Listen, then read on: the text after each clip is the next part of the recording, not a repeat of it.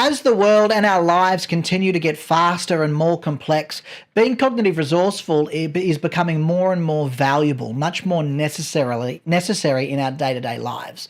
We need to be able to find those innovative solutions. We need to be able to adapt to challenges. We need to be able to navigate through this ever-changing landscape that is our daily life.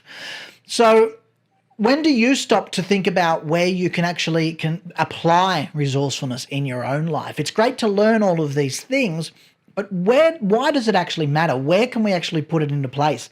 Where does it actually have an impact? So let's take a look at some of these practical areas where this ability can make a significant impact. And we'll have a look at some of the neuroscience along the way as well, of course. Let's start at home. So let's talk about using this at home. And I want you to think about the different challenges that you encounter in your household. We've got to manage schedules. We need to organize tasks. We need to resolve conflicts. And we also need to find creative ways to optimize our living space. And cognitive resourcefulness is a game changer when it comes to this. In order to do this, we're activating that prefrontal cortex so that we can plan and we can make decisions.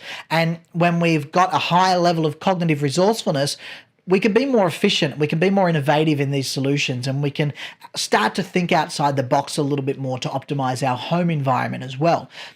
That's really what it's about, optimizing that home environment and those home processes as well.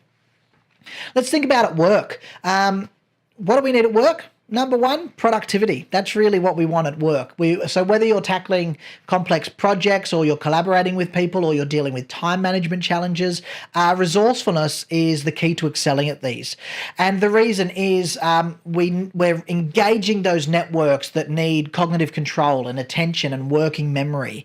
And when we tap into our brain's cognitive resources, now we can start to prioritize our tasks. We can start to manage our cognitive load more effectively. And we can start to streamline that workflow as well. And that boosts our productivity. That helps us to achieve better outcomes. What about some material brilliance? What about in our personal finances as well? Financial decisions can be tricky. They often need careful consideration. They need planning.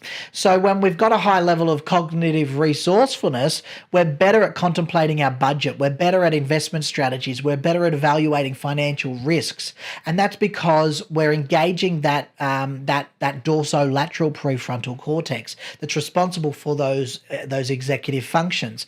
And when we harness our cognitive resources, we're able to analyze data better. We're able to consider different alternative options. And that helps us to make more informed decisions, which is great for securing our financial well-being. What about in our interpersonal relationships? Relationships need effective communication, they need empathy, they need problem solving. So this is where resourcefulness can help us to foster deeper connections and to facilitate easier, smoother conflict resolution. Now, the brain regions like your anterior cingulate cortex and your insula, these are involved in social cognition and in emotional processing as well. And when we use cognitive resourcefulness, we enhance our ability we activate those areas, we enhance our ability to understand other people's perspectives, and we get better at managing our emotions during conflicts as well. And that all helps us to find different ways and new ways to strengthen our relationships. Relationships require work, so this helps us do the work in an easier, more effective, more efficient way as well. You know what else it helps us with? It helps us to make better, healthy lifestyle choices. I'm sure we could all do with some of those.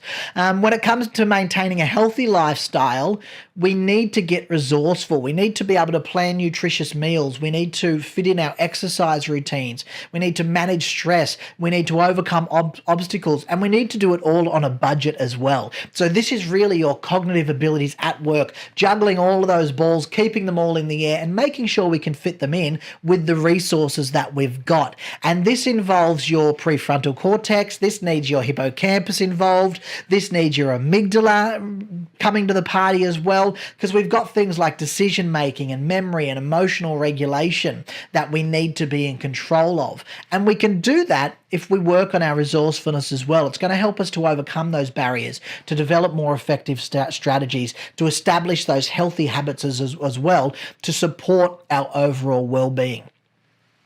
So take a moment to think about the areas of your life where you could apply cognitive resourcefulness to different areas, different domains. How can you start to cultivate that skill and to apply that ability in your own life in different contexts? Go back over the lessons that we've had so far and think about, where can I put that into my life? Where can I pick it up and put it into my life? And when we start to develop this cognitive flexibility, we're able to shift our perspectives and we're able to generate different solutions. And we do that by divergent thinking and by puzzles and by challenging ourselves and practicing focusing our attention and practicing getting rid of those distractions as well. The only way that we do that is we experiment. We need to experiment with different problem-solving strategies, different analogical thinking, different metaphorical thinking, embracing that ambiguity as well. Now, also think about collaboration, collective intelligence, meaningful conversations. These are really important. And just remember that resourcefulness, it doesn't just happen all at once. It's developed and it's strengthened over time, just like any other cognitive ability. We need some patience. We need a bit of practice. We need that growth mindset. We need to be proactive. We actually need to integrate these strategies into our daily life so that we can be more adaptive and more innovative and more resourceful and get better at overcoming challenges, really. So take a moment and think about your life. Where can you apply resourcefulness? Where could you do with a little bit more resourcefulness? And how can you leverage your brain's incredible capacity for creativity and for problem solving? Your brain is seeking these things out. You just need to get out of its way. So what can you do to create the right environment and the right systems and processes?